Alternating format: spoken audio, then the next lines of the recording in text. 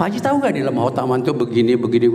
Kalau yang biasa sih ya tahu Pak Haji. Yang Abah suruh untuk Senin sore, setelah Kamis sore kita khataman maghrib, ke Isya kita khataman, itu yang biasa, udah biasa dilakukan. Udah. Ada apa lagi? Ada katanya. Nah ini sih khususon Pak Haji katanya. Oh saya baru tahu nih katanya gitu kan. Baru tahu nih. Ajengan dari apa?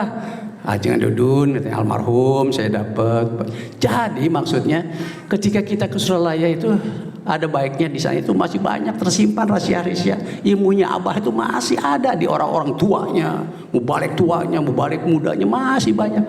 Asal kita rajin bersilaturahim dengan Ahlul Bait, dari keluarganya Abah Sepuh, keluarga Abah Anom, sekedar kita bersilaturahmi dengan Mama Ane, Mama Otin, Kang Weda, dengan Teh Heti, Kang Ipul, atau siapa saja di situ. Sebenarnya masih banyak. Setelah para wakil takin gak ada, para kiai-kiainya udah pada wafat, masih ada kader-kadernya yang ahli-ahli nyelam, ahli-ahli riyado yang langsung dididik oleh Abah Nur Anom Mubarak. Itu masih banyak di situ.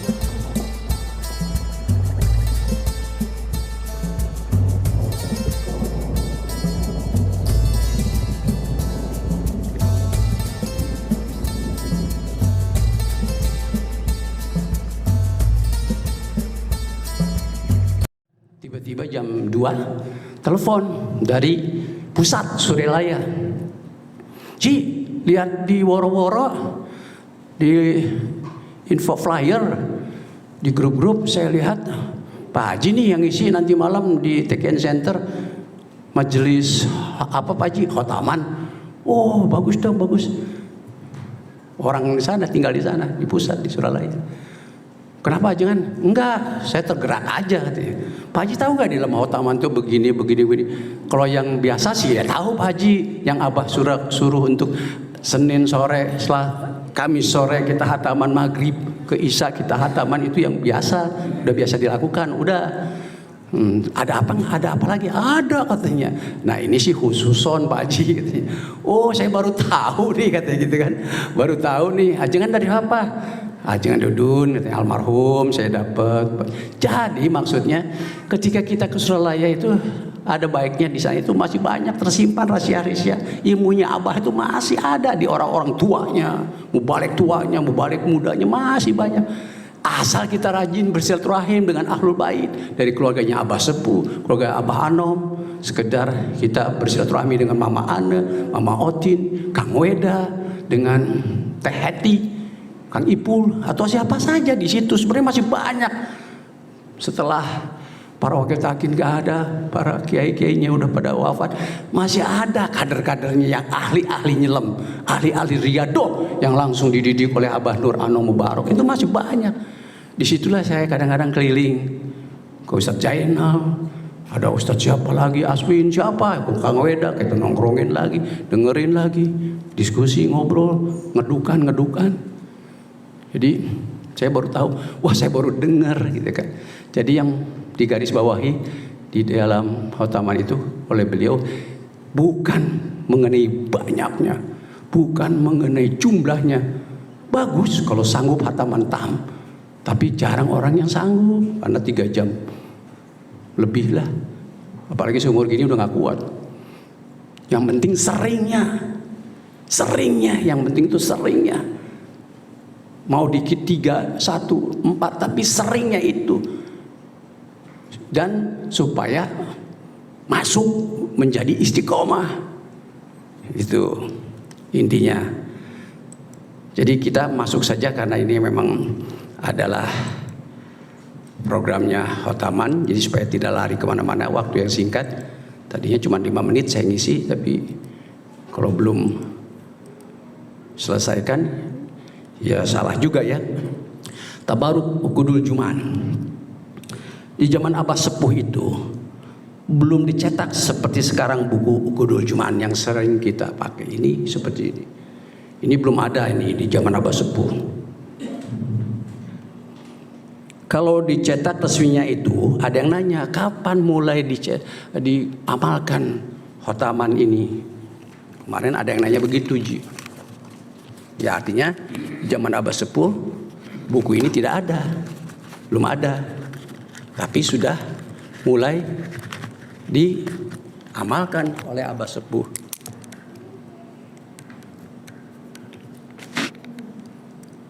Maaf ya, ini ganti kacamata supaya tembus.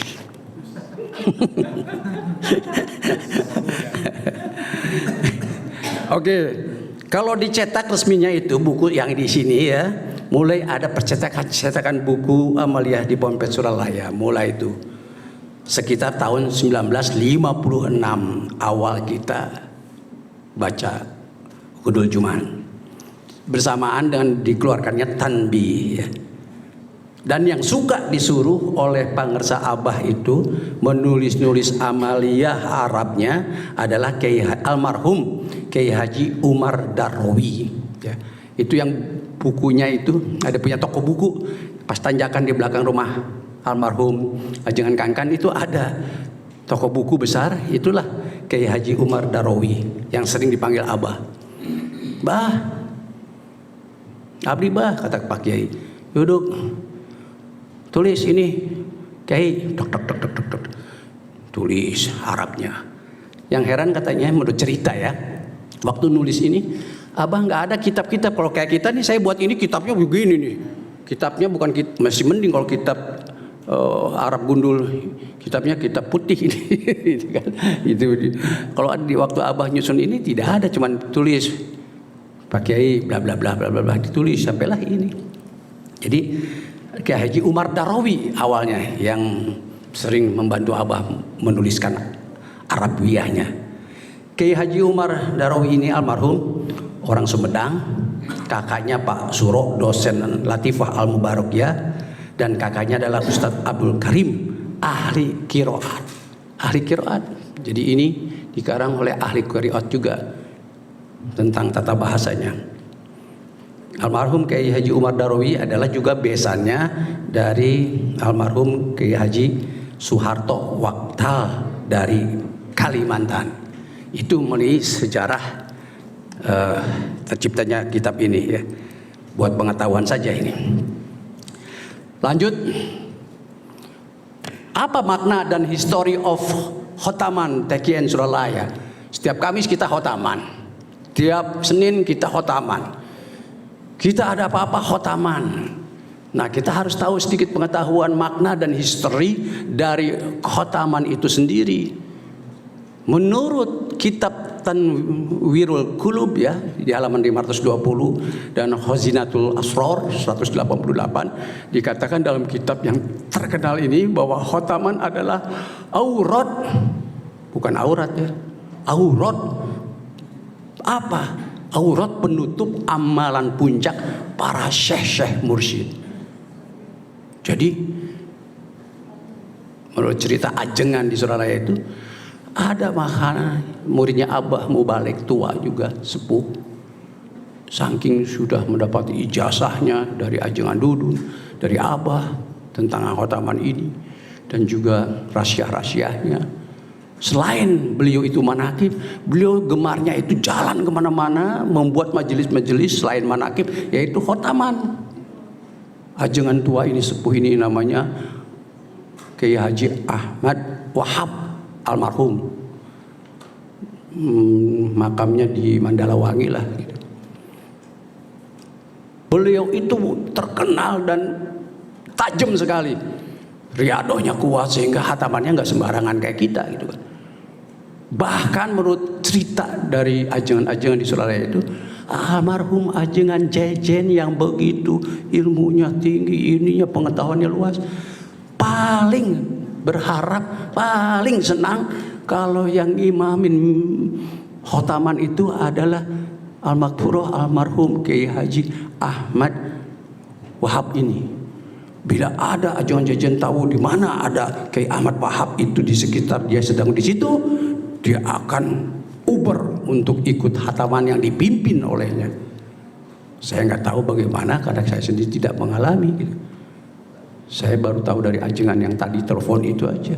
Pak Haji, seminggu sebelum dia meninggal, dia datang ke rumah mengijazahkan saya kitabnya khotaman. Dia ijazahkan, salah satunya ya ini. Yang kita lagi kupas-kupas. Gitu kan. Ini baru cangkangnya, gitu kan. Kalau untuk pengetahuan boleh, gitu kan. Untuk pendalaman saja ininya. Intinya kita tidak bergeser dengan ukudul Jumat. Ini adalah memperkuat. Ini adalah dasar-dasar juga pendalamannya. Khususon, tidak semua yang umum karena Abah tahu, ya diberilah yang ukudul Jumat.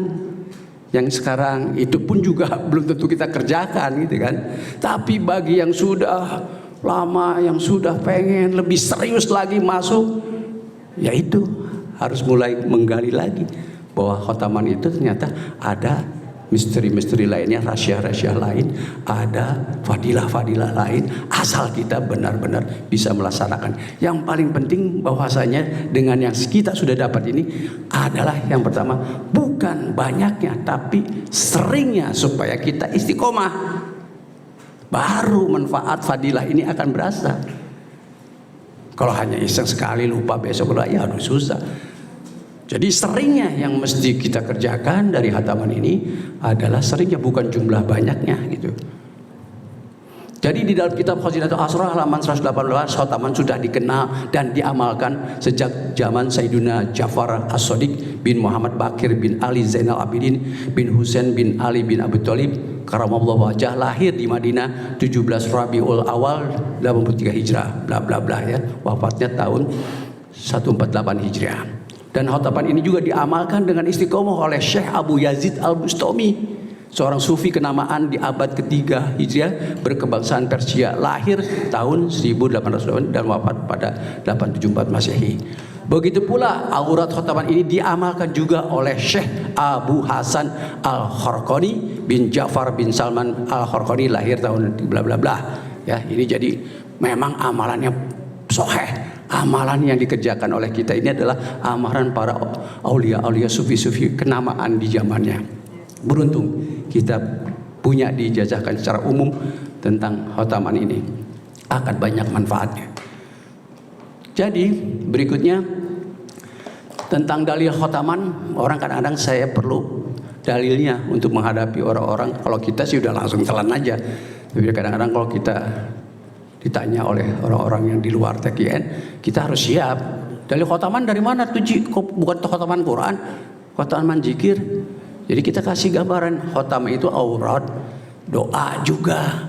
Kalau kita bicara ini kita kaitkan ke doa. Ini doa kok, emang khotaman tadi itu kita doa, ngobrol sama Allah, ya enggak? Kita berdoa, munajat kepada Allah melalui kendaraannya adalah khotaman. Dalilnya kita pakai aja dalil ini, ad-du'a huwal ibadah. Sesungguhnya doa itu adalah ibadah. Sahih kok.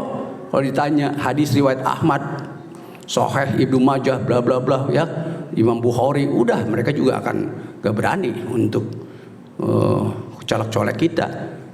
Saya pernah ditanya gitu, apa dasarnya Pak Haji rajin khotaman? Saya pikir khotaman Al-Quran gitu kan. Bukan, ini kita khotaman zikir. Ada dalilnya, ada ini. Oh gitu ya Pak Haji, iya juga ya. Nah baru dia ngeh. Ya, di sini dikatakan juga bahwasanya berdoalah kepadaku, niscaya akan ku perkenankan bagimu. Sesungguhnya orang-orang yang menyombongkan diri dari menyembahku akan masuk neraka jahanam dalam keadaan hina dina. Itu surat Al-Mu'min surat ke-40 ayat 60. Silahkan dikebet-kebet. Itu dalil-dalilnya untuk bersiap-siap aja kalau kita ditanya.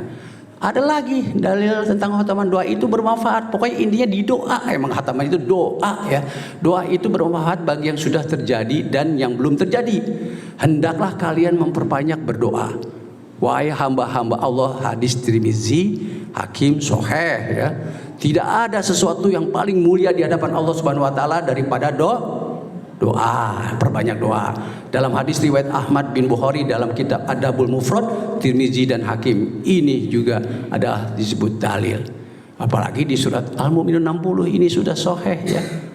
Sering kan kita suka pakai ad'uni astajib lakum, ini sering kita pakai nih di dalam surat Al-Mu'minun. Tidaklah seorang muslim memanjatkan doa pada Allah selama tidak mengandung dosa, dan seterusnya. Hadis riwayat Ahmad dari Abu Sa'id, derajatnya adalah hasan. Banyak dalilnya.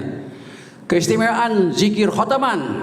Zikir khotaman itu adalah tiang yang agung wirid yang istimewa dalam Thariqah Naqsabandiyah atau dikenalnya Khawajikan. Kalau di sana tuh Khawajikan ya, Thariqah Naqsabandiyah. Setelah zikir yang utama dan terutama zikir izmuzat, zikir khafi, zikir kalimat nafi, zikir jahar, la ilaha illallah. Ini tercantum dalam kitab Tanwir Al-Qulub 520. Ada dasarnya semua. Jadi dengan kata lain, kalau di dalam pondasi, di dalam rukun agama Islam ada 3 ya, Islam, iman dan ihsan ya. Itu rukun agama Islam. Di dalam thariqah pun juga ada 3 nih tiangnya.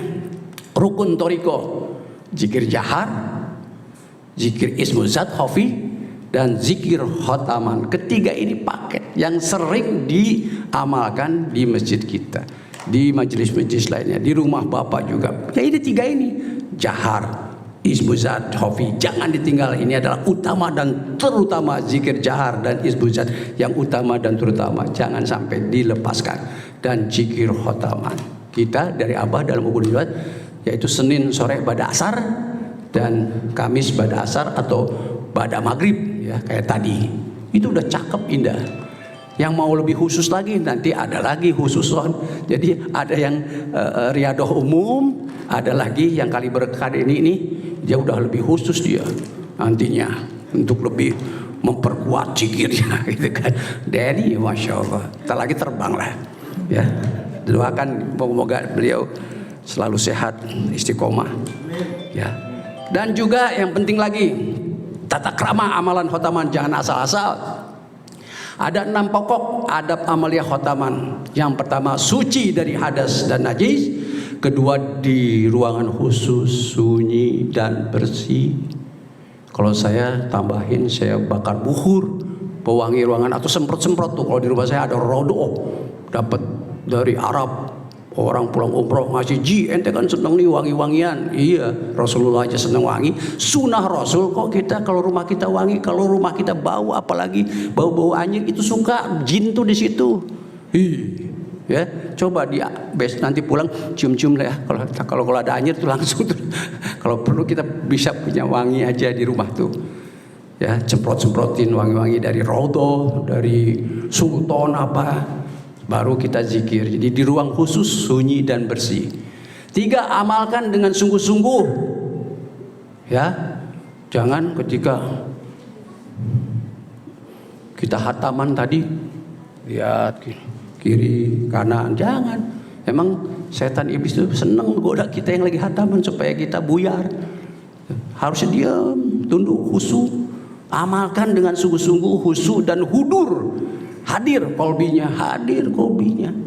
Jangan kita ngelihat siapa yang datangnya. Ini siapa? Ini jangan, itu buyar udah. Ingat bahwa iblis, dajjal dan sebagainya tidak suka dengan kita duduk manis khusyuk. Itu paling benci dia. Pengennya kita ini duduk tapi pikiran mata kita kemana-mana. Berhasil dia menggoda kita. Hati-hati, jangan tertipu oleh segala macam taktiknya, strateginya ya. 4, ada izin dari guru mursyid. Secara umum kita sudah mendapatkan izin. Kalau yang khusus ya, nanti kita harus minta juga kepada wakil talqin. Di Suralaya masih ada ajengan sandisi, minta ke beliau. Mumpung masih ada, jangan kita cuekin, anggurin. Aduh sayang, maka itu saya bilang kalau kita di Suralaya banyak rahasia-rahasia, jangan hanya sekedar kita habis ziarah, habis ini kemudian kita ngobrol, ngopi, ngerokok, bla bla bla. Kita tidak silaturahmi ke Ahlul Bait, datengin, kita gali rahasia-rahasia apa. Gitu. Pintu ditutup kalau bisa, pintu ditutup. Ya kayak di atas kan kita ditutup ya. Di rumah juga kalau bisa pintu ditutup. Dan memejamkan mata juga. Tadi saya bilang jangan sampai ya Latif, ya Latif, ya Latif, ya Latif, ya Latif, ya Latif. Ntar makan apa ya? Jangan-jangan itu lagi katanya bangsa. Tempe lagi, tempe. Wah parah nih gitu. Sehingga ya hati agak boleh gitu. Mata merem. Ada apalagi kalau mata terbuka, di tulisannya ada tulisan di belakang kaos apa? Kutunggu jandamu. Aduh, ribet lagi itu kan. Aduh, jadi keganggu lagi. Makanya merem itu untuk mengasah batin kita, merem, khusyuk, jangan buka mata. Tadi banyak yang ngelihatnya masih colak-colek, termasuk saya juga sih. Makanya saya tadi khataman di sini aja deh. Khusus diem gitu kan. Jadi ingat ini, dicatat boleh, difoto boleh. 6 pokok adab amalia khataman. Penting ini supaya kita dapat rasanya, zauknya. Kan kita ngaji rasa ini. Hafiat mengamalkan khataman dan agar diamalkan setiap hari 1 ataupun 2 kali. Nah, abah nggak mau nyulitin. Kalau sama abah yang susah-susahnya udah ditelan. Makanya ada akudul Jumat cukup, kata abah.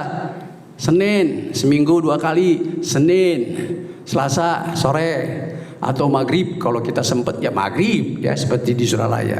Itu karena arifnya seorang mursyid, bijaksananya. Tidak semua orang sanggup.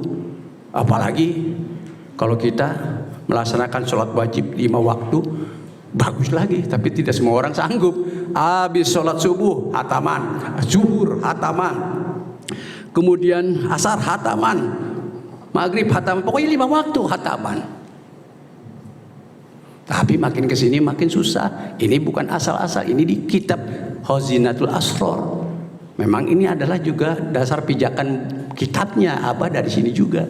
Cuman karena arif bijaksananya Abah, kalau mursyid kamil mukamil ditelan yang susah-susah. Udah cep, jangan tinggalkan hatamannya. Hari Kamis saja, Senin sore, Kamis 2 kali seminggu udah alham. Yang penting adalah istiqomahnya, bukan banyaknya. Bukan banyaknya, yang penting istiqomahnya, rajinnya, seringnya kita khotama. Saya udah beberapa kali mencoba itu, memang gak mudah, ya udah ikut aja deh yang abah. Tapi ada yang khusus, yang ke kaliber orang-orang tertentu, yang udah di saat disitulah. Nanti kita bisa habis ini bisa ngobrol, nggak bisa semua orang. Ini hanya untuk memang yang serius dan benar-benar dan nyata adanya gitu. Dan ini juga bukan sembarangan, tetap dari ijazahnya pengersa ajengan dudun kepada seorang ajengan ini. Ajengan yang memberikan informasi ke saya ini ya bukan orang siapa-siapa, orangnya Suralaya. Dan dia ditempa oleh Mama Ana, Mama Otin, ditempa oleh Kang Weda, ditempa oleh ajengan dudun. Banyak gitu. Jadi Abah Nur Anom dan sebagainya. Fadilah khotamah. Berhasil segala maksud dunia dan akhirat dengan syarat-syarat tadi. Terkabul segala kebutuhan. Ketiga, dihindarkan dari bencana, ditinggikan derajat, dihindarkan dari kecelakaan dan hasad serta hasud orang kepada kita sampai kepada Allah Subhanahu wa taala. Diperlihatkan keistimewaannya. Alhamdulillah Al-Fakir gini-gini juga udah banyak mengalami fadilah khataman ini. Ketika dilaksanakan dengan sungguh-sungguh, karena dulu ingat tahun saya masuk TKN itu 2007 September 2007 September, udah tua, udah lebih dari 50 juga ikut TKN tuh. Karena udah tua, daya ingat udah agak susah. Teman-teman di TKN suka ngolok-ngolok. Udah Ji, baca aja, jangan sok-sok dihafalin. Katanya nggak bisa, udah susah katanya. Ya ada bercanda, nggak boleh sakit hati. Ya emang, kalau saya orangnya gitu, dicanda, disindir, istilahnya diojok-ojok juga, ketawa aja bawaannya. Iya emang loh. Yang kita gaulnya mana anak muda dulu, sama Idan, sama Hendra, Latif, Andika. Jadi geng kita itu suka candain saya gitu kan. Udah terima kodrat, udah tua, katanya nggak bisa lah, susah ngafalin hataman. Tahu-tahu saya ingat Pak Wafi dengar itu, dia bisikin, Ji minta aja sama abah sono, mumpung abah masih ada. Udah saya cuti tuh, belain 3 hari saya cuti, mabur ke Suralaya habis subuh. Saya untungnya apa coba, karena niatnya udah uluk salam terus sama abah. Itu pintu madrasah jam 7 dibuka, ngaras ikut. Saya cuma ngomong ya bah, niatin saya lagi niat mau hataman, hafal hataman. Abah cuma ngangguk, yang udah saya pikir cukup, udah ngangguk aja. Sok bager, udah kayaknya dari batin ke batin tuh ngomong, mangga sok, nah senyum. Udah saya hataman lagi, habis subuh, ntar zuhur saya hataman lagi, dan anehnya dibuka lagi pintunya. Pintu abah nongol gejeblak, pintu masuk lagi bah. Udah hari ke-1 bah baru dapat segini. ngangguk lagi, nggak pakai ngomong-ngomong, ngangguk udah, ngangguknya Abah aja udah kayaknya dek, langsung nuhun bah, dah keluar. Asar gitu lagi. Uniknya tuh begitu. Dikasih lagi buka, ya Allah, gitu. Maghrib nggak mungkin maghrib sih kayak gitu kan. Habis itu saya keluar lagi, habis maghrib selesai hataman di situ, mau menuju Isra ada waktu 15, jeblak lagi pintu, Allahu Akbar, masuk lagi, setor lagi, berapa, udah sampai ke sini gugus gitu, baru hafal gugus 5, mah keluar Isya ternyata gitu. Singkatnya 3 hari saya cuti di situ di Suralaya, full setiap 5 waktu ketemu Abah setor. Begitu selesai saya pamit, bah, udah saya mau balik lagi, mau kerja lagi. Ya bukannya kita sok GR gitu. Ya pokoknya dengan bahasa batin, mangga diamalkan singinya ya. Dah, saya makasih bah nuhun cebut. Begitu naik elf mau menuju bus, itu udah nggak mikir apa-apa. Begitu naik udah ila hadratin Nabi Mustafa Muhammadin sallallahu alaihi wasallam, Fatihah dalam hati pelan-pelan dulu. Begitu orang nggak ada masih kencengin tuh. Udah terus ganti bus, terusin lagi sampai ya Latif. Itu ya Latifnya itu lebih kali 16.000 dari istilahnya dari Malambong sampai garasi rumah itu ya Latif. Wah lebih itu sampai Sakau istilahnya gitu kan. Udah selesai ya Latif, ngantuk, tidur deh. Nikmat banget itu, nikmat, masya Allah, hafal hari itu. Akhirnya diajaklah kisahnya oleh Pak Kiai Wafiji, kita Jawa Tengah, safari dakwah. Ayo, waktu itu lagi Gunung Merapi. Kita dulu pakai elf nih kalau safari dakwah beberapa tempat. Begitu starter mobil, saya udah di belakang, udah ila hadratin Nabi Mustafa Muhammadin selgaya, pengen pamer sama teman-teman yang tadinya canda-candain, mana saya bisa hafal, Ji, gak salah nih, emang udah hafal, saya diemin aja, udah ada sampai ya Latif selesai gitu kan. Pak Wafi bilang, alhamdulillah tembus juga Ji, lulus. Pada bengong semua, akhirnya ditugasin kalau udah mulai mesin, taman Gi, taman, tugasnya gitu. Jadi gak ada istilah udah tua nggak bisa. Ini buat motivasi ya yang belum, ayo. Saya waktu itu umur 55 baru bisa hataman ya. Aib udah ya. Udah itu guru saya tuh. Luar biasa. Itu saja. Jadi sayang kalau nggak bisa banyak. Ini kan 3 pilar itu nanti. Nah, itu saja. Saya kira masih banyak materinya. Ini doa sebelum memulai hataman. Ini yang khusus-khusus ya. Tapi ini nanti saja akan saya bahas bila ada yang mau saja, tapi karena ini khususon jadi harus